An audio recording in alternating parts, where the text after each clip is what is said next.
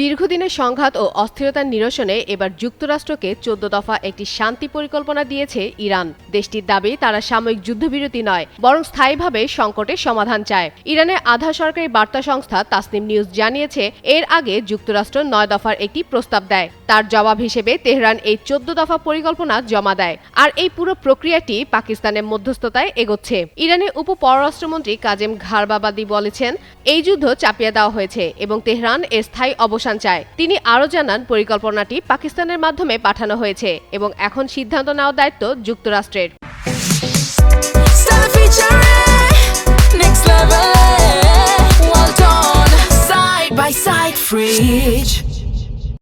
প্রস্তাবে ইরানের এই ১৪ দফা পরিকল্পনার মূল বিষয়গুলোর মধ্যে রয়েছে ভবিষ্যতে উভয় পক্ষ একে অপরের পক্ষে কোনো সামরিক আগ্রাসন না চালানোর নিশ্চয়তা, ইরানের সীমান্ত এলাকা থেকে মার্কিন সেনা প্রত্যাহার, সব ধরনের নিষেধাজ্ঞা ও নৌ অবরোধ তুলে নেওয়া এবং বিদেশে জব্দ করা সম্পদ ফেরত দেওয়া। এছাড়া লেবানন সহ বিভিন্ন অঞ্চলে চলমান সংঘাত বন্ধ করার কথাও বলা হয়েছে। যদিও যুক্তরাষ্ট্র আলোচনার জন্য ২ মাস সময় চেয়েছিল, কিন্তু ইরান ৩০ দিনের মধ্যেই এই সমাধানের কথা তুলে ধরেছে। কূটনৈতিক এই উত্তপ্ত পরিস্থিতিতে ইরান এখন তাদের দেওয়ার প্রস্তাবের বিপরীতে হোয়াইট হাউসের চূড়ান্ত প্রতিক্রিয়া অপেক্ষায় রয়েছে।